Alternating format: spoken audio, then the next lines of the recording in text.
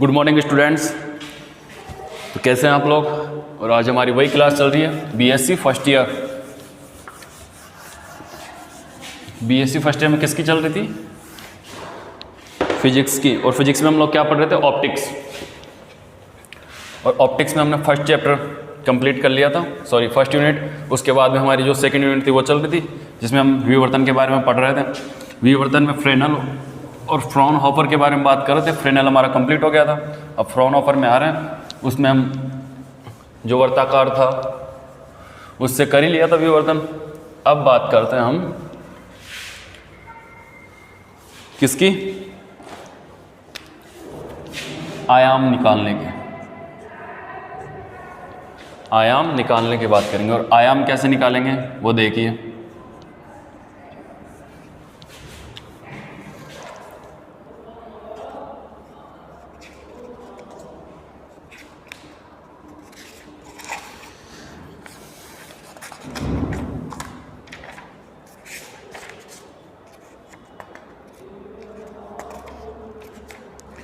Page number निकालिए आज 4.2। इस पे जो ये सेकंड वाली है, पहला तो कर ही लिया था अपन ने। पहली थी अपने पास एकल रेखा छिद्र द्वारा फ्राउनहोफर विवर्तन, ये तो कर ही लिया था सिंगल स्लिट से। अब देखिए दूसरा है ये तरंगों का जो अध्यारोपण है, किसी बिंदु पर उनका जो अध्यारोपण होगा तो ये जो परिणामी आयाम है ये ज्ञात करेंगे, आयाम ज्ञात करेंगे। और वो कैसे ज्ञात करेंगे? बहुभुज विधि द्वारा। और बहुभुज विधि क्या है वो देखते हैं एक बार। तो आप हेडिंग डालिए आयाम ज्ञात करना, या फिर ब्रैकेट लगा के लिख लीजिए बहुभुज विधि। आयाम ज्ञात करने की बहुभुज विधि।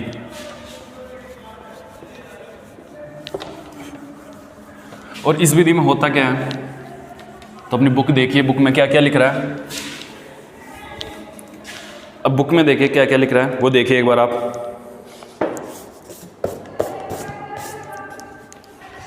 पहले लेते हैं, हम एक डायग्राम बनाते हैं, फिर मैं आपको लिखवाता हूँ, वो लिखना। पहले डायग्राम देखना। ये अपने पास कोई अपना प्रकाश स्रोत है, ये लो, ठीक है। ये द्वारक हो गया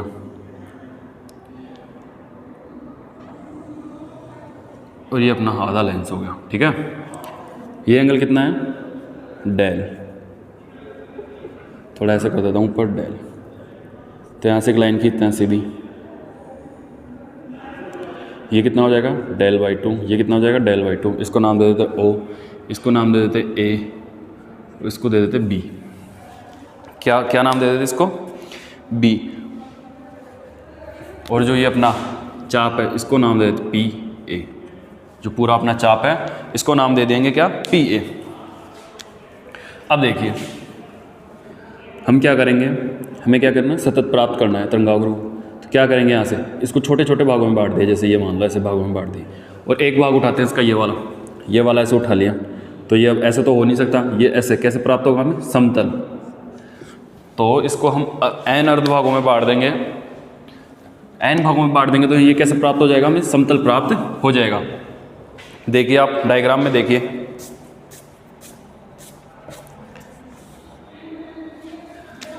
ठीक है। अब इसके बाद में ये हो ही गया AB, इसको नाम दे दीजिए G, ठीक है। अब लिखिए आप थोड़ा सा, यही था इसमें। ये प्रकाश स्रोत है, ये हमने द्वारक ले लिया और ये अपना आधा लेंस ले लिया। इसको हम क्या करेंगे? समतल लेना है हमें, समतल बनाना है इसको। तो क्या करेंगे? इसको n भागों में बांट लेंगे। और जैसे n भागों में बांटेंगे तो क्या होगा? ये जैसे छोटा भाग आएगा तो क्या होगा? समतल होगा बिल्कुल। यहाँ से एक सीधी लाइन इस पर डालते हैं AB पे, और ये AB को क्या करेगी? समान दो भागों में बांट देगी, यानी कि AG इक्वल टू क्या हो जाएगा?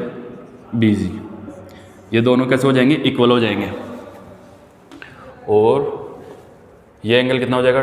Del by 2, del by 2। और ये कंप्लीट O एंगल तो हो जाएगा क्या? डेल। जैसे AOB की बात करें तो डेल हो जाएगा, AOG की बात करें तो डेल बाई 2 हो जाएगा एंगल। और GOB की बात करें तो ये भी डेल बाई 2 हो जाएगा, ठीक है। ये बस इतनी सी बात है। अब लिखिए थोड़ा सा इसमें बहुभुज विधि के अंदर लिखिए। इसमें क्या होता है? तरंगों का अध्यारोपण होता है। हमें बहुत सारी तरंगें मिलती हैं जो किसी बिंदु पर जाती हैं, तो उनका अध्यारोपण होता है। तो किसी जैसे पर्दे पर हमें क्या मिलते हैं, किसी पर्दे के एक बिंदु पर क्या होती है, वो आपतित हो जाती है। तो हमें क्या क्या कह सकते हैं कि जो अपना परिणामी आयाम है वो क्या होगा, जो भी तरंगे हैं उनका सदिश योग के बराबर होगा। परिणामी आयाम क्या होगा अपना, उनके सदिश योग के तुल्य होगा। यही चीज़ हमें लिखनी है कि तरंगों, और ये सिद्धांत किस पे आधारित है, तरंगों के अध्यारोपण के सिद्धांत पर आधारित है। लिखिए, अब इसमें थोड़ा सा लिखिए, फिर जो इसकी डेरिवेशन है वो करते हैं। यह विधि तरंगों के अध्यारोपण के सिद्धांत पर आधारित है। यह विधि तरंगों के अध्यारोपण के सिद्धांत पर आधारित है। लिखिए, जिसके अनुसार यदि किसी बिंदु पर विभिन्न कला स्रोतों से, जिसके अनुसार किसी बिंदु पर विभिन्न कला स्रोतों से तरंगें पहुंचती है तो परिणामी तरंग का आयाम विभिन्न तरंगों के आयामों के सदिश योग के तुल्य होता है। परिणामी तरंग का आयाम विभिन्न तरंगों के आयामों के सदिश योग के तुल्य होता है। यहाँ प्रत्येक पर तरंगाग्र का आयाम a है। ये क्या कह रहा है, ये तरंग सिद्धांत के जो तरंगों का अध्यारोपण है उसके सिद्धांत पर वर्क करता है, ये उस पर आधारित है। और इसमें क्या कह रहा है कि जो परिणामी तरंग का आयाम है वो कैसे मिलेगा, जितनी भी हम तरंगें अध्यारोपित कर रहे हैं या जितनी भी तरंगें आ रही हैं उन सभी तरंगों का आयाम का सदिश योग, जितने भी तरंगें 1 2 3 उनके जो आयाम है उनका सदिश योग के तुल्य होगा परिणामी तरंग का आयाम। और इन तरंगों का जो भी तरंग है उनका आयाम किससे डिफाइन किया है, ए से। ठीक है, आगे लिखिए, प्रत्येक तरंग का आयाम a है तथा दो क्रमागत तरंगाग्रों के मध्य कलांतर डेल अपॉन n, कलांतर डेल अपॉन n थीटा है, कलांतर डेल अपॉन n थीटा है। ठीक है, n तरंगों का परिणामी आयाम ज्ञात करने के लिए किसी बिंदु O से प्रारंभ करके a लंबाई के सदिश बनाए गए, O बिंदु से प्रारंभ करके। ठीक है, अब इसके बाद में लिखिए, सदिश बनाए गए जिसके मध्य समान कोण, ये देख लिए, दो जितने भी ये जो तरंगाग्र निकलेंगे उनके जो बीच में एंगल होगा वो कितना होगा, इक्वल होगा, थीटा ही होगा। ठीक है, अब जो ये डायग्राम है आप ये बना लीजिए, और ये एक वृत्तीय चाप होगा द्वारक पे, ये एक वृत्तीय चाप होगा जिसको पी है, चाप की लंबाई कितनी है, पी है।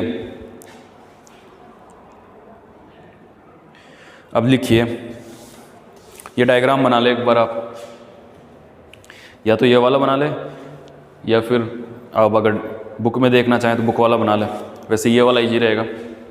अब देखते हैं, बात करते हैं हम इसकी डेरिवेशन की।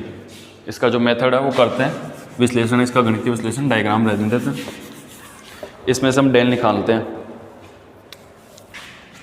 बात करते हैं त्रिभुज AOB में डेल इक्वल टू क्या होता है,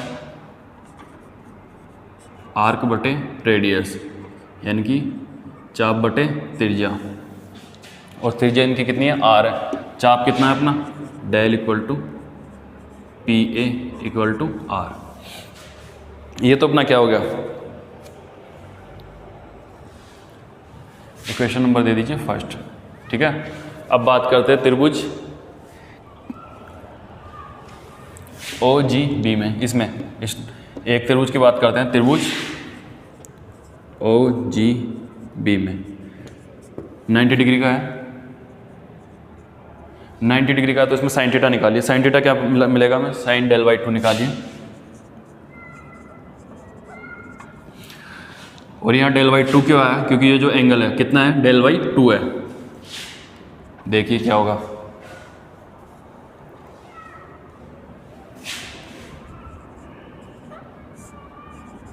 BG अपॉन R क्या हो जाएगा, BG upon R।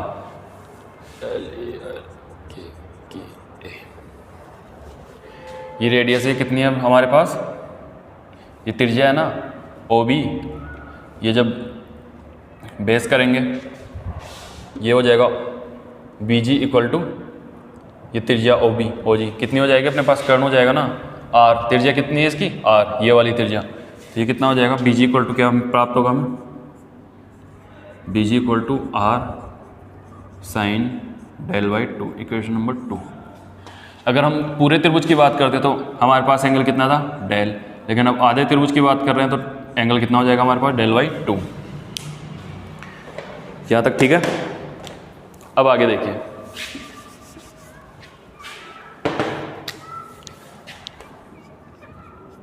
A B equal to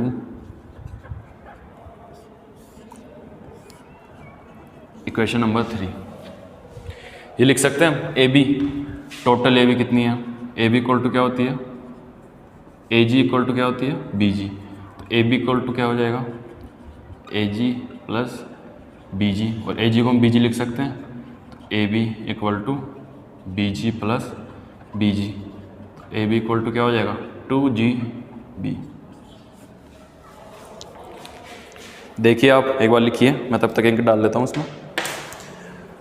ये हो जाएगा ए बी इक्वल टू 2GB कैसे लिखा, ए जी इक्वल टू बी जी ये होता है, और ए बी टोटल याद करेंगे तो क्या हो जाएगा, ये और ये दोनों को जोड़ देंगे, और यहाँ से ऊपर से ए जी इक्वल टू को क्या लिख सकते हैं अपन, बी जी लिख सकते हैं, और जब बी जी लिख देंगे तो बी जी प्लस बी जी कितना हो जाएगा, 2BG हो जाएगा। यही करना था हमें।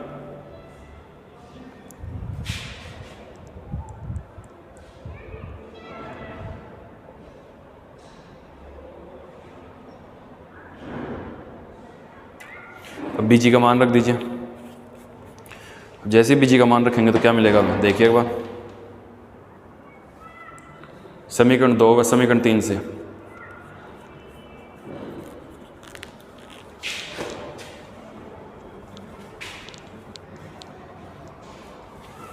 समीकरण 2 व 3 से मान रखिए बी जी का, दिख तो रहा है ना आपको।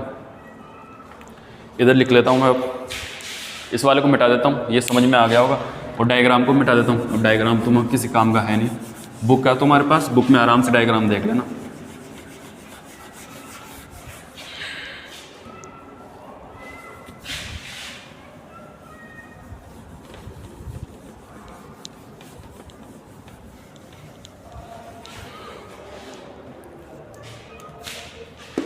लिखिए यहाँ पे समीकरण 2 व समीकरण 3 से ए बी इक्वल टू क्या हो जाएगा, ए बी इक्वल टू 2R, ये कितना है, sine del by 2। Equation number 4 दे दीजिए इसको। ए बी इक्वल टू क्या प्राप्त हो गया हमें, क्या प्राप्त हो गया, A B equal to 2R sine del by 2। अब ए का मान लिखिए हमारे यहाँ पे, सॉरी ए का नहीं, आर का मान, समीकरण 1 से। समीकरण 1 व समीकरण 4 से यहाँ से आर का मान क्या हो जाएगा, ये क्या है अपने पास, del P A upon R, तो आर क्या हो जाएगा, पी ए अपॉन डेल। तो A B 2 PA upon del sine del by 2। PA वो 2 को नीचे ले जाते हैं, A B equal to PA sine del by 2 और डेल बाई 2। ये हो गया, यहाँ तक हो गया। अब लिखिए इफ़ डेल बाई 2 को हम क्या मान ले, एल्फा, तो ए बी क्या प्राप्त होगा हमें, A B equal to PA sine alpha alpha. Equation number दे दीजिए 5। इक्वेशन 5 दे दिया। अब इक्वेशन 5 में लिखिए ए बी इक्वल टू क्या है, परिणामी आयाम है हमारे पास। लिखिए ए बी इक्वल टू परिणामी आयाम, मैं लिख देता हूँ तो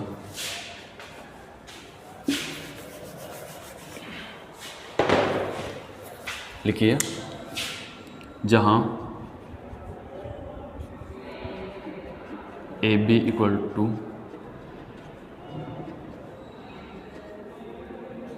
परिणामी आयाम ए और क्या P A, P A equal to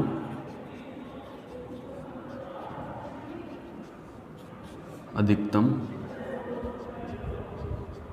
आयाम इक्वल टू ए नोट। ये वैल्यू रखिए, ये वैल्यू रखेंगे तो क्या प्राप्त होगा हमें, A equal to sorry A B equal to क्या हो जाएगा, A equal to A naught sine alpha, ये अल्फा। इक्वेशन नंबर दे दीजिए 6। ये हो गया अपना परिणामी आयाम। अब लिखिए इक्वेशन 6 परिणामी आयाम को व्यक्त करती है। लिख लिया। अब लिखिए इंटेंसिटी, तीव्रता के बारे में। इतना लिखने के बाद में ये ऐसे लिखिए, तीव्रता, इंटेंसिटी। वी नो डैट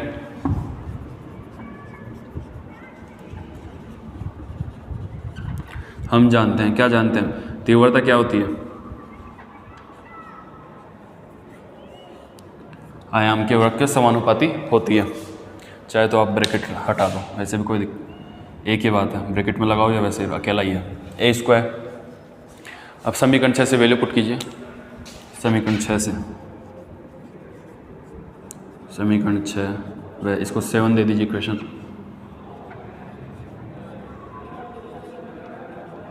समीकरण 7 से वैल्यू पुट कीजिए, या वैल्यू पुट करने से पहले से कीजिए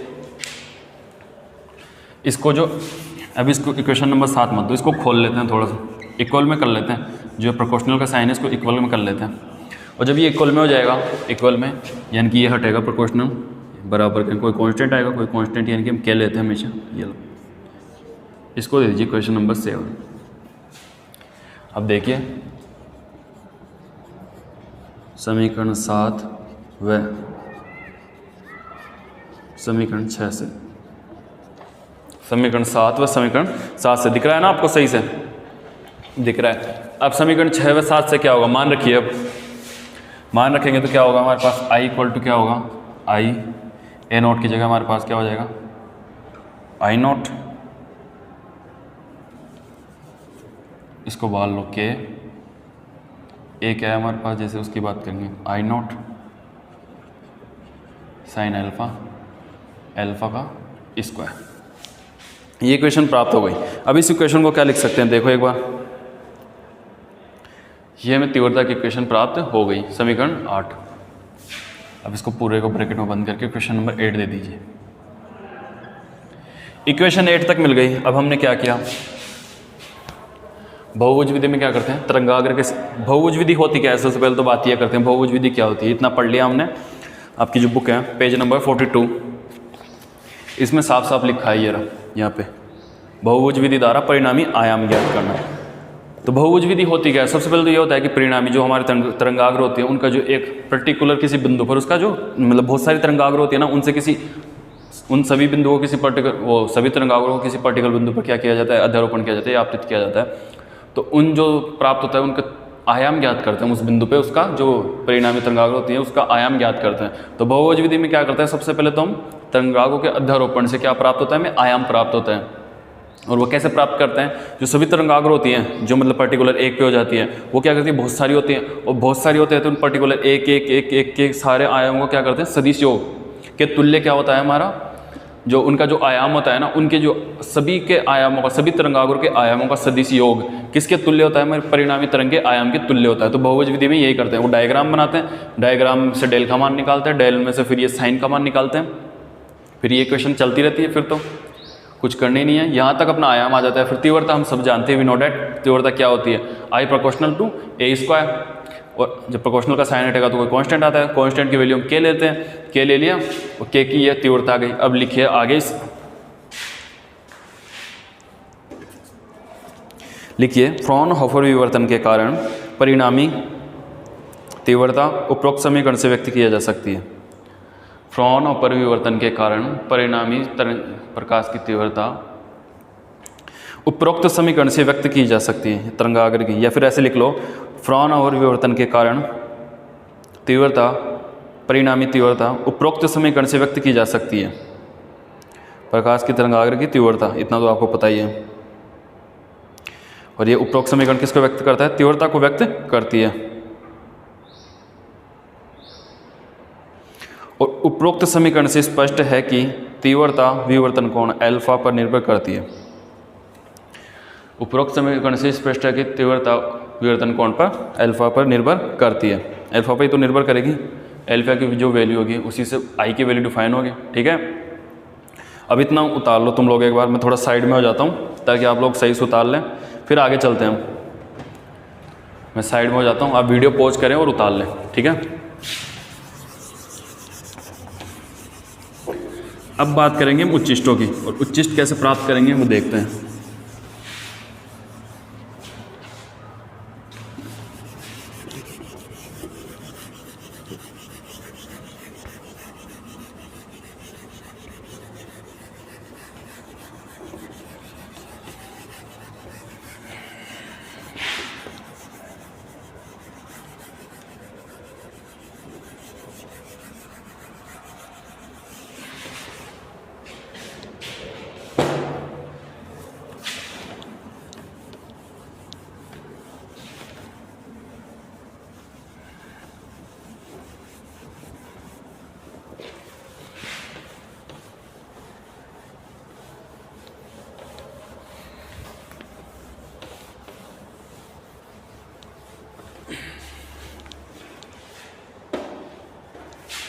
अब लिखिए, फर्स्ट डालिए इसी में केंद्रीय उच्चिष्ट।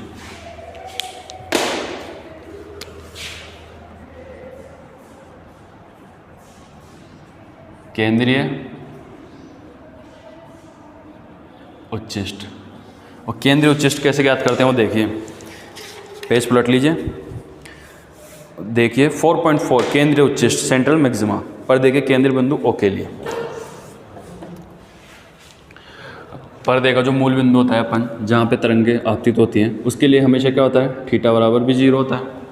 क्या होता है, थीटा बराबर भी 0, डेल बराबर 0, यानी कि अपन ने यहाँ पे डेल लिया है तो डेल बराबर 0, डेल बराबर 0 हो जाएगा, ऑब्वियसली बात है, तो फिर अल्फा इक्वल टू भी 0 हो जाएगा। किसके लिए, पर्दे के ओ बिंदु के लिए, जहाँ पे हमें क्या प्राप्त होती है, तीव्रता मैक्सिमम प्राप्त होती है। ठीक है, तो लिखिए, ये लिख लिया, इफ यदि del equal to 0, if del equal to 0 then alpha equal to 0, और ये 0 हो जाएगा तो देखिए लिमिट एल्फा टाइम्स टू 0, और इसमें लगाइए, इस वाले जो अपना फॉर्मूला है ना उसमें लगाइए, साइन एल्फा इक्वल एल्फा, इसमें वैल्यू पुट करनी है हमें ये, क्योंकि हमें एल्फा का मान 0 है, तो साइन में लगाएंगे के और आई को तो बाहर कर लेते हैं, और इसी में लगाते हैं लिमिट एल्फा टाइम्स टू 0। ये आपको समझा रहा हूँ, मैं वहाँ पे डायरेक्ट कर रहा हूँ, तो इधर देख लो एक बार, साइन एल्फा, इसकी वैल्यू कितनी होती है 1, इसकी वैल्यू कितनी प्राप्त होती है 1, और जब ये 1 प्राप्त हो जाएगी तो हमें क्या प्राप्त होगा, I इक्वल टू I0, क्या प्राप्त होगा हमें, I इक्वल टू I0। देखिए एक बार आप, माना था इस बिंदु में तीव्रता I बराबर I0 प्राप्त होगी, तो इस बिंदु पर लिखिए, इस बिंदु पर प्रकाश की तीव्रता हमें अधिक प्राप्त होगी, अधिकतम होगी। हम इस बिंदु को केंद्रीय उच्चिष्ट अथवा मुख्य उच्चिष्ट कहते हैं।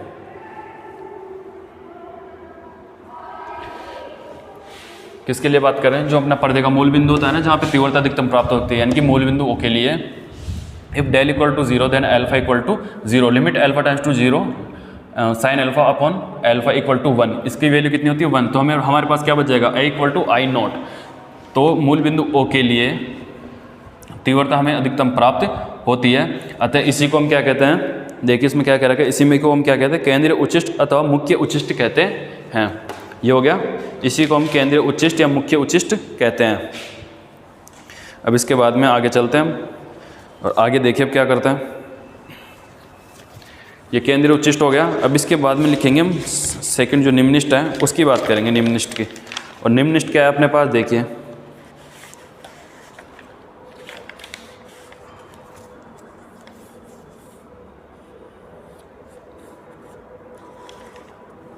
लिखिए निम्निष्ठ, उपरोक्त समीकरण से हम जानते हैं, लिखिए निम्निष्ठ, सॉरी 2 नंबर डालिए इसको, क्या है,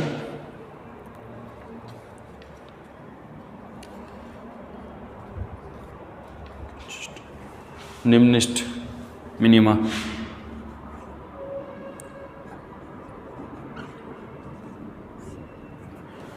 निम्निष्ठ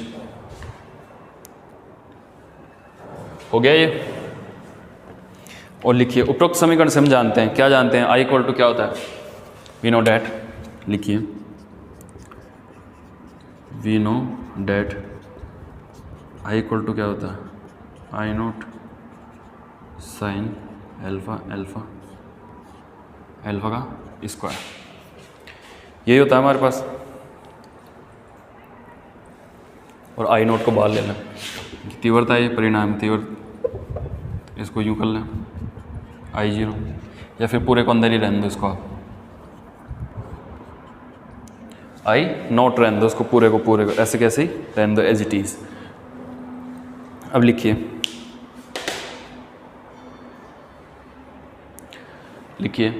प्रकाश की न्यूनतम तीव्रता के लिए, प्रकाश की न्यूनतम तीव्रता के लिए आई जीरो, प्रकाश की न्यूनतम तीव्रता के लिए आई जीरो व एल्फा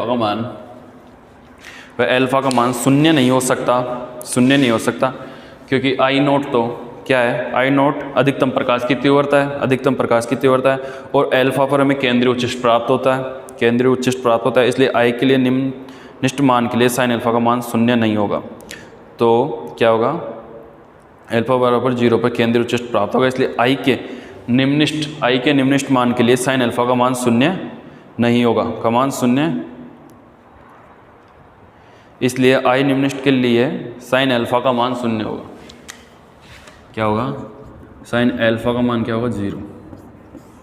और ये क्या होगा ये मैं बताता हूँ, एक बार आपको फिर से सुन लें, अगर कोई कन्फ्यूजन हो तो एक बार मैं फिर से बोल देता हूँ। प्रकाश की न्यूनतम तीव्रता के लिए आई नोट व एल्फा का मान शून्य नहीं हो सकता, क्योंकि आई नोट अधिकतम प्रकाश की तीव्रता है और एल्फा पर केंद्रीय उच्चिष्ट प्राप्त होता है, इसलिए आई के निम्ननिष्ठ मान के लिए साइन एल्फा का मान शून्य होगा, साइन एल्फा इक्वल टू शून्य यानी कि 0 होगा। अब ये क्या कह रहा है कि आई के मिनिमम मान के लिए ना तो आई नोट का मान 0 हो सकता है, सही से लिखता हूँ, ना तो आई नोट इक्वल टू 0 हो सकता है और ना ही एल्फा नोट इक्वल टू 0। ये कंडीशन दी है उसने। और ये कंडीशन क्यों दी है, क्योंकि आई नोट तो क्या है, अधिकतम प्रकाश की तीव्रता है, तो यहाँ पे तो पॉसिबल ही नहीं है कि वो निम्ननिष्ठ प्रकाश यानी कि निम्ननिष्ठ प्राप्त हो, ये तो कंडीशन ही नहीं है। और एल्फा क्या है, एल्फा वो बिंदु है जिसमें हम 0 लेते हैं, अगर एल्फा हो तो हमें ये निम्न उच्चिष्ट प्राप्त होते हैं, तो एल्फा इक्वल टू 0 पर हमें उच्चिष्ट प्राप्त होते हैं, तो यानी कि दोनों ही कंडीशन में हमें क्या प्राप्त हो रहा है, उच्चिष्ट। और तो अगर ये दोनों ही कंडीशन हम वहाँ लगा देंगे तो हमें फिर से उच्चिष्ट प्राप्त हो जाएगा, तो ये कंडीशन हम वहाँ नहीं लगा सकते क्योंकि हमें निम्ननिष्ठ प्राप्त करना है। तो अगर इन दोनों कंडीशन को लगाएंगे यानी कि इनको दोनों को 0 के बराबर करेंगे तो हमें फिर से उच्चिष्ट प्राप्त हो जाएगा, प्रकाश की तीव्रता अधिकतम प्राप्त हो जाएगी। और हमें इस वक्त क्या करना है, हमें इस वाली कंडीशन में निम्ननिष्ठ में क्या करना है, प्रकाश की तीव्रता कम प्राप्त करनी है। तो इन दोनों कंडीशन के अंदर अगर प्रकाश की तीव्रता उच्चतम प्राप्त हो रही है तो बची कौन सी कंडीशन, ये वाली। और इस कंडीशन में क्या प्राप्त होंगे, हम निम्ननिष्ठ प्राप्त होंगे। लिखिए, डस्टर कहाँ गया, 1 मिनट इधर मिटा देता हूँ, उतार लिया होगा आप सब लोगों ने, और अगर नहीं उतारा तो वीडियो को थोड़ा सा एक बार टैप करें पीछे की तरफ, 10 सेकंड पीछे चली जाएगी और आपको पूरा एज जैसे कैसे दिख जाएगा, फिर आराम से उतार लेना।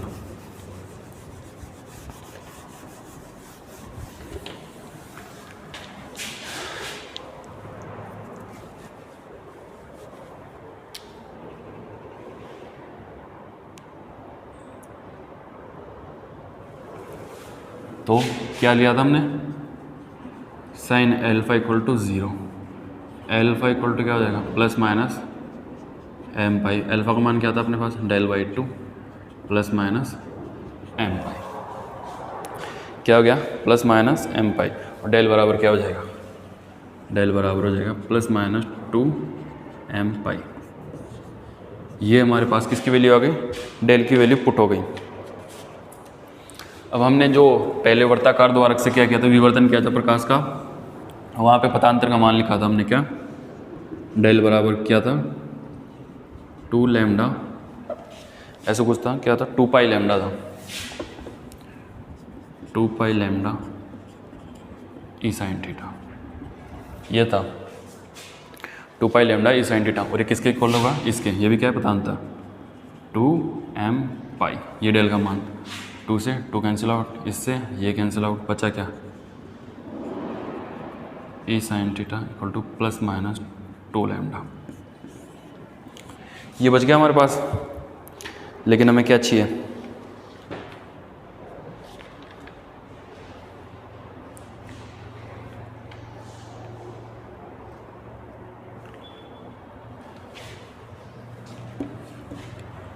टू से टू कैंसिल आउट हो गया ना, तो एम लैम्डा बचेगा हमारे पास, एम लैम्डा। तो बात करें इसको हटा दें, तो E sine theta equal to किसके हो जाएगा, E sine theta equal to plus minus M lambda.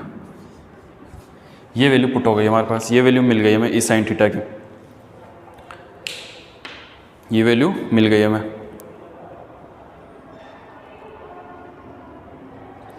तो एक लाइन लिख लीजिए, अतः एकल रेखा छिद्रों से विवर्तित तरंगाग्रों में अधिकतम पथांतर कितना होगा, जैसे 1 ले लेंगे इसका मान, तो लैम्डा, 2 लैम्डा, 3 लैम्डा, 4 लैम्डा आदि होने पर बिंदु P पर परिणामी तीव्रता में शून्य होगी। बिंदु P पर परिणामी तीव्रता कितनी होगी, शून्य होगी। लिखिए, एक बार फिर से बोल देता हूँ, एकल रेखा छिद्र से विवर्तित तरंगाग्रों में अधिकतम पथांतर कितना होगा, एम पे डिपेंड करेगा, एम का मान 1 2 3 लेंगे तो कितना मिलेगा, लैम्डा, 2 लैम्डा, 3 लैम्डा, 4 लैम्डा ऐसे मिलेगा। आदि होने पर बिंदु P पर परिणामी तीव्रता शून्य प्राप्त होगी। परिणामी तीव्रता क्या होगी, शून्य प्राप्त होगी। तो साइन एल्फा इक्वल टू 0 पर, इसलिए चूंकि साइन एल्फा इक्वल टू 0 पर आई नोट में कितना प्राप्त होगा, आई 0। ये दो कंडीशन होगी, ऐसे कैसे उतार ला, साइन एल्फा इक्वल टू 0 पर हमें आई नोट कितना प्राप्त होगा, 0। और इक्वेशन जितनी भी है, शायद 9 है, 9 दे दीजिए इसको। और लिखिए, समीकरण 9 से स्पष्ट है कि, समीकरण 9 से स्पष्ट है कि, और इसको भी दीजिए, क्वेश्चन नंबर 8 दे दीजिए इसको, पथांतर। समीकरण 9 से स्पष्ट है कि समीकरण 8 में उपस्थित पथांतर निम्नलिखित को प्रदर्शित करता है। निम्नलिखित को प्रदर्शित करता है, ये मैंने आपको बता ही दिया। निम्नलिखित को क्या करता है, प्रदर्शित करता है। ये हो गया। अब लिखिए द्वितीय उच्चिष्ट, तीसरा नंबर का है अपने पास, द्वितीय उच्चिष्ट। और द्वितीय उच्चिष्ट क्या होता है, देखिए, सेकेंडरी मैक्सिमा, एकल रेखा छिद्र द्वारा प्राप्त विवर्तन प्रतिरूप केंद्रीय उच्चिष्ट के अतिरिक्त निम्नलिखितों के मध्य अन्य उच्चिष्ट भी प्राप्त होते हैं, जिनको द्वितीय उच्चिष्ट कहते हैं। ये डेफिनेशन आपकी बुक में लिखी हुई है। अब एक बार ये डेफिनेशन लिखी है, फिर देखते हैं। इसको थोड़ा अच्छे से लिखते हैं, बुक वाली तो लिखेंगे क्यों। लिखिए, फ्रॉनहोफर विवर्तन में पर्दे पर केंद्रीय उच्चिष्ट के अतिरिक्त, फ्रॉनहोफर विवर्तन में क्या होता है, पर्दा होता है, उस पर केंद्रीय उच्चिष्ट प्राप्त होता है। लिखिए, केंद्रीय उच्चिष्ट के अतिरिक्त मुख्य उच्चिष्ट निम्नलिखित के मध्य, मुख्य केंद्रीय उच्चिष्ट के अलावा मुख्य उच्चिष्ट व निम्नलिखित के मध्य उच्चिष्ट प्राप्त होते हैं, और इन उच्चिष्टों को ही द्वितीय उच्चिष्ट कहते हैं। इन उच्चिष्टों को क्या कहते हैं, द्वितीय उच्चिष्ट कहते हैं। क्या होता है, एक मुख्य उच्चिष्ट होता है, तो हमें क्या होता है, केंद्रीय उच्चिष्ट, और जो एक निम्नलिखित होता है उनके बीच में कुछ उच्चिष्ट प्राप्त होते हैं, हमें ऐसे पीक प्राप्त होती है, उन्हीं को हम क्या कहते हैं, द्वितीय उच्चिष्ट कहते हैं। और द्वितीय उच्चिष्ट क्या होता है, जैसे हम जानते हैं, we know that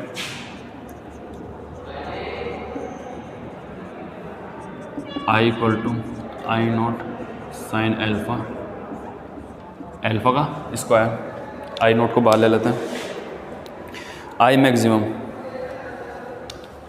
I maximum होगा यानी कि कांस्टेंट, कांस्टेंट कब होगा, जब डी आई इक्वल टू, इसका क्या कर दें, ये हो जाएगा d I equal to d alpha, क्योंकि एल्फा के रेस्पेक्ट में इसका क्या कर देंगे, हम डेरिवेटिव कर देंगे, और डेरिवेटिव कर देंगे तो हमें क्या प्राप्त होगा, देखिए इधर कर देता हूँ, इधर थोड़ा साफ है बोर्ड, आज बोर्ड थोड़ा कुछ ज़्यादा ही गंदा है। एक बार वीडियो पॉज करके उतार लेना आप लोग, मैं मिटा देता हूँ उस तरफ से। इतना ही करना है आज, ये उच्चिष्ट वगैरह ही पढ़ेंगे आज। फिर कोशिश करेंगे कि आपकी ये जो सेकंड यूनिट है वो कंप्लीट हो जाए, और उसके बाद में फिर आपकी कोई जो दूसरी बुक है वो स्टार्ट करें फिर। तो आप कमेंट करके बताना कौन सी बुक पढ़ना पसंद करेंगे आप, क्लासिकल मैकेनिक्स या इलेक्ट्रोमैग्नेटिज्म, इन दोनों के अंदर कौन सी बुक आपको जो ज़्यादा पसंद है वो पढ़नी है आपको। आई नोट क्या प्राप्त होगा हमें, उसका जो करेंगे डेरिवेटिव करेंगे तो एल्फा स्क्वायर 2 साइन एल्फा कोस एल्फा 2 साइन एल्फा कोस alpha minus sine square sine square alpha bracket में 2 अल्फा क्या होगा, और ये नीचे एल्फा स्क्वायर ए अपॉन बी वाले फॉर्मूले से करेंगे। ए को छोड़ा बी का कर दिया, बी को छोड़ा ए को छोड़ा बी का कर दिया, माइनस बी को छोड़ा ए का कर दिया, और जो नीचे बचा उसका स्क्वायर कर दिया, तो हमें ये प्राप्त हो गया। और जैसे इसको सॉल्व करेंगे तो एल्फा बराबर हमें क्या प्राप्त, आई नॉट बराबर हमें क्या प्राप्त हो जाएगा, tan अल्फा प्राप्त हो जाएगा। क्या प्राप्त हो जाएगा, tan अल्फा प्राप्त हो जाएगा। अल्फा इक्वल टू में क्या प्राप्त हो जाएगा, tan अल्फा। और यही क्या है, द्वितीयक उच्चिष्ट।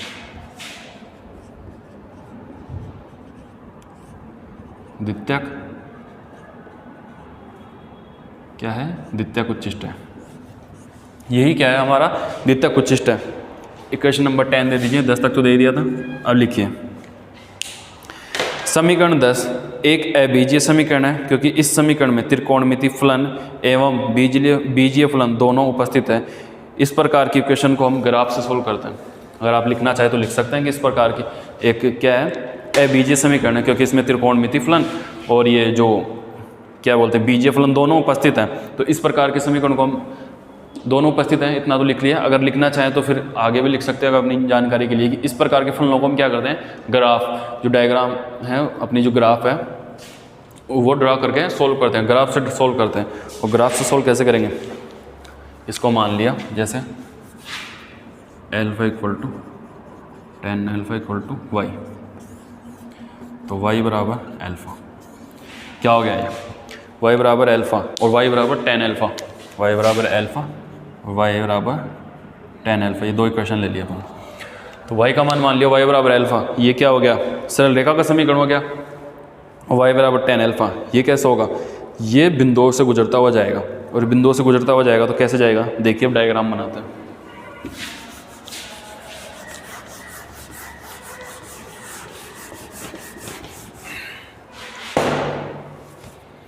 ये अपन ने एक्सिस ले लिए, ये अपना y हो गया, ये अपना x हो गया।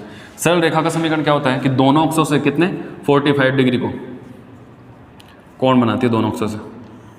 ये सरल रेखा का समीकरण हो गया अपने पास, किसका हो गया, सरल रेखा का समीकरण हो गया। और ये भी कितना होगा 45, ये भी कितना होगा 45।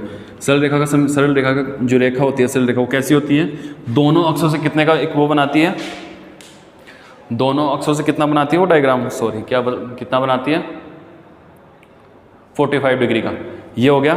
ये होने के बाद में हम देखिए एक बार आप,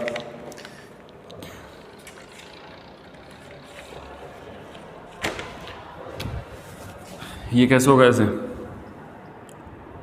कच्ची लाइनें बना लेते हैं आप एक बार। tan कब बनाना है, ये होगा π/2, ये भी सम पे होगा, π/2 3π/2 5π/2 3π/2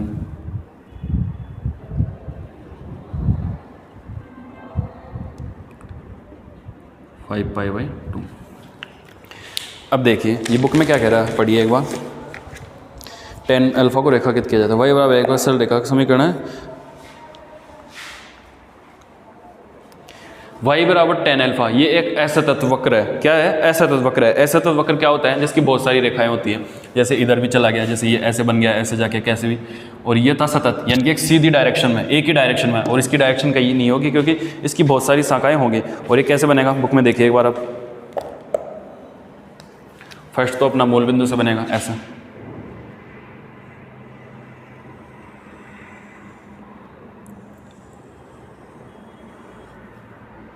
ऐसे बनेगा। मेरा थोड़ा टेढ़ा मेढ़ा हो सकता है, लेकिन आप लोगों को सही से बनाना है। ये tan अल्फा का वक्र सही से बनाना है। और एक ये बीच में से काटता हुआ बनेगा ऐसा,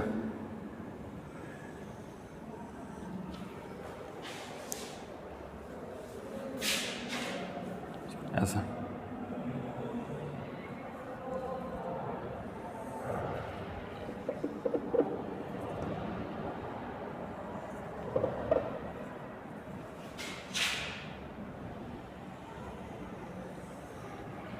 ऐसे बनेगा, यूं आके यूं, ऐसा तत्वक्र बनेगा। अब चाहे तो 5/2 पर बना सकते हैं। ये भी ऐसे आएगा, ऐसे आके यूँ, और ये बिल्कुल बीच में काटेगा। एक ये बात ध्यान रखना आप, बिल्कुल बीच में काटेगा ऐसा। कहाँ पे काटेगा? बीच में काटेगा। अब इसके बारे में थोड़ी सी बात लिख लीजिए ताकि आपको समझ में आ जाए। अतः स्पष्ट है कि अल्फा बराबर 3π/2 यानी कि π/2, 3π/2, 5π/2। तो अल्फा को हम क्या लिख सकते हैं? देखिए अल्फा बराबर ये लिख सकते हैं, अल्फा को अल्फा इक्वल टू 2m + 1 π/2 लिख सकते हैं ना। अल्फा बराबर हमें यही प्राप्त होगा। क्यों? जहाँ m बराबर 1, 2, 3, 4, जैसे m की वैल्यू 1 रखेंगे, 1 रखते ही कितना हो जाएगा 1, 3, तो हमें क्या मिल जाएगा 3π/2, 2 रखेंगे तो 2, 2, 4, 5π/2 मिल जाएगा। तो अल्फा को हम ये लिख सकते हैं, अल्फा की वैल्यू हमें ये प्राप्त हो गई। और हमने देखा था अल्फा इक्वल टू क्या होता है? del/2। del/2 हो गई तो मैं del/2 इधर मिटा देता हूँ, मैं एक बार इधर कर लेते हैं। उधर उस तरफ बोर्ड थोड़ा ज़्यादा गंदा है, दिखेगा नहीं आप लोगों को। तो del/2 किसके इक्वल हो जाएगा?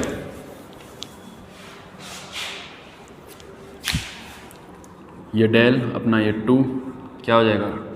2m + 1 π/2 इसके इक्वल हो जाएगा। और जैसे इसके इक्वल होगा तो क्या होगा? ये किसके इक्वल था? E sin थीटा के। और ये किसके इक्वल हो जाएगा? 2m + 1 π/2। यहाँ पे देख लेना आप कौन सी इक्वेशन आएगी। ये del/2 हमने पीछे किया था, पीछे अभी जस्ट मैंने मिटा दिया, फिर से बुक में देखना पड़ेगा। चलो बुक में देख लेते हैं एक बार।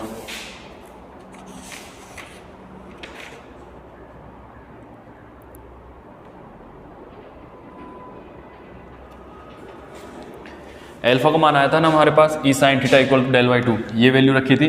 और ये वैल्यू पुट करने के बाद में देखिए, इसको इक्वेशन नंबर जितनी है वो दे दीजिए और इस इक्वेशन के बारे में लिखिए।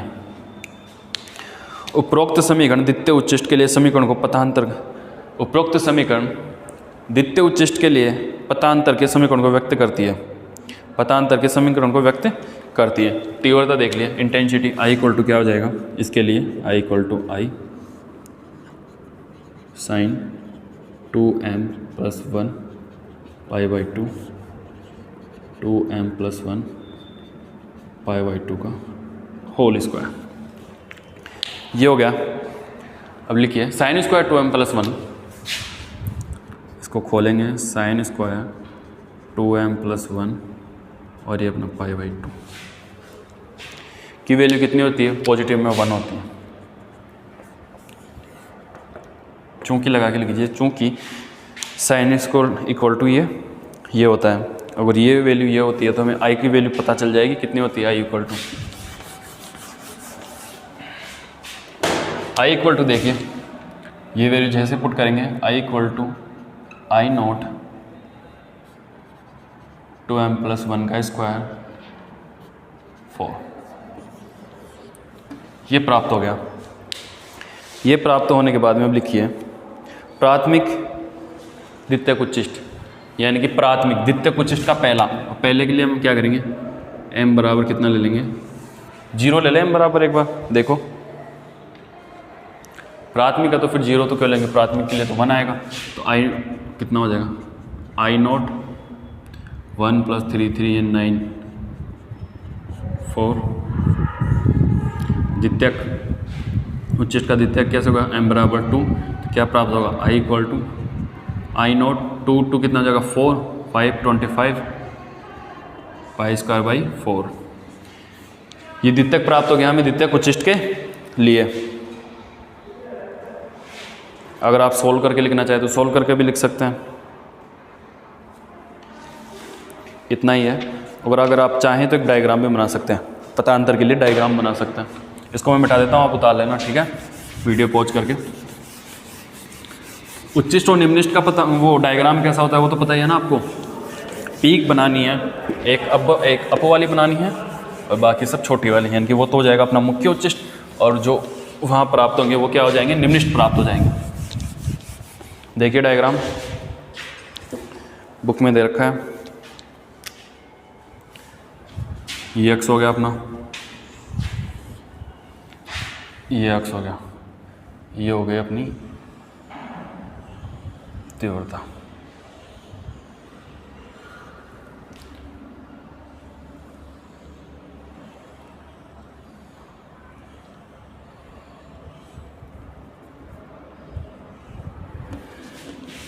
अब देखिए इसके पुट कर दीजिए वैल्यू, कितना हो जाएगा ये ऐसा, पाई, ये माइनस पाई, 3π/2, 3π/2 जैसे ये हो जाएगा, माइनस का 3π/2 प्लस का पॉजिटिव 3π/2। ये कितना हो जाएगा हमारा, I = I0, केंद्रीय उच्चिष्ट बोलते हैं इसको, क्या बोलते हैं, केंद्रीय उच्चिष्ट। ये हो जाएगा अपना प्राथमिक उच्चिष्ट, जो I = कितना आया था, I0 3 9 π² 4। ये द्वितीयक उच्चिष्ट हो जाएगा, जो कितना आया था, I0 25 π² 4। ये ऐसा,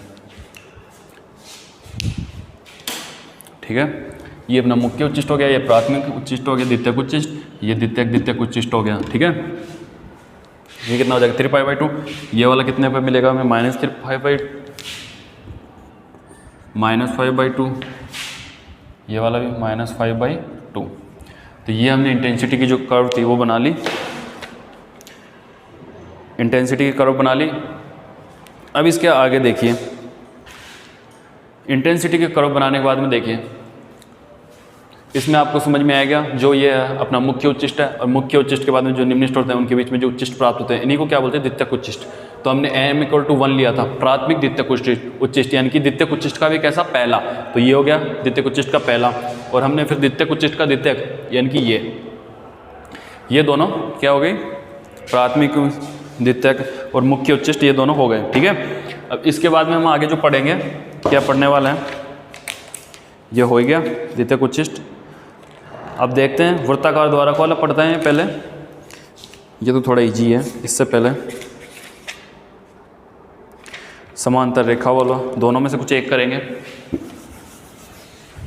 तो यहाँ तक अगर आप लोगों को समझने में कोई प्रॉब्लम आई हो तो आप कमेंट कर सकते हैं, मैं आपकी प्रॉब्लम सॉल्व कर दूँगा। जो भी प्रॉब्लम आई हो पिछली वाली वीडियो में या इनमें, कोई भी हो, आराम से वीडियो देखें, जो प्रॉब्लम हो कमेंट करें। आपको एक अलग से सेपरेट वीडियो, जिन जिन चीज़ों में प्रॉब्लम होगी उनकी एक अलग से सेपरेट वीडियो बना के आपकी प्रॉब्लम्स होगी सॉल्व कर दूँगा, ठीक है। अगर कोई भी प्रॉब्लम हो आपको फिजिक्स में, ऑप्टिक्स में, तो आप कमेंट करें और आराम से अपनी प्रॉब्लम सॉल्व करें। तो आज की क्लास यहीं ख़त्म होती है, ठीक है। ये आराम से क्लास देखिए, कोई प्रॉब्लम हो तो आप कमेंट कीजिए, आपकी प्रॉब्लम सॉल्व कर दी जाएगी, ठीक है। धन्यवाद, थैंक यू।